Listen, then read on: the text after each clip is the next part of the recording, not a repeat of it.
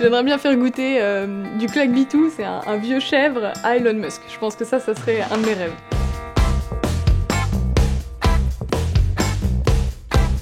J'ai créé moi l'entreprise avec 2 autres collègues. C'est une entreprise innovante, donc c'est ce qu'on appelle une start-up. On est dans le domaine de l'aéronautique et spatiale. On est encore un peu jeune, donc je vais pas forcément détailler aujourd'hui, mais l'idée est d'implémenter l'impression 3D composite dans l'aéronautique. On est dans un processus qui s'appelle la première levée de fonds, donc c'est une recherche de financement pour financer les premiers prototypes. Quand j'étais petite, j'ai toujours rêvé d'être astronaute, alors j'avais la tête dans les étoiles, je crois que je l'ai toujours un petit peu aujourd'hui. J'étais dans un lycée de classe sport en Bretagne, donc un tout petit village de Bretagne. Je ne savais pas ce que c'était les classes préparatoires. C'est mon professeur de maths et de physique qui m'a poussée vers une classe préparatoire à Toulouse. Étant passionnée d'aéronautique et spatiale, j'ai intégré l'ISAE Supaéro. Et dès la première année, j'ai commencé à faire pas mal de projets et on a créé un start-up week-end sur le thème du spatial.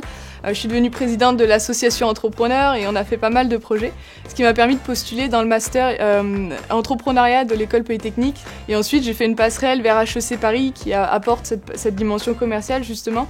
Là-bas, on a démarré du coup à travailler sur l'entreprise. On a été incubé quelques mois dans un programme d'accélération de Berkeley, du coup en Californie. Et ça fait maintenant plus d'1 an qu'on travaille sur cette entreprise. 3 piliers pour être capable de créer une entreprise viable. Le premier, je dirais, c'est déjà être passionné par son domaine. Le deuxième, c'est l'expertise, savoir-faire. Donc une fois de plus, pour moi, c'est l'aéronautique. Je suis à la base ingénieur aéronautique. Et le troisième, c'est quelque chose un peu moins tangible, mais ça serait ce que j'appellerais l'opportunité marché, c'est-à-dire être capable de comprendre qu'est-ce que veut le client et ensuite d'en déduire un produit, et pas l'inverse. Pour moi, dans l'entrepreneuriat, le plus important, c'est l'audace. Par exemple, beaucoup de personnes, lors d'une étude de marché, vont envoyer 5, 6, 10 emails. Et moi, je recommande d'en envoyer 300.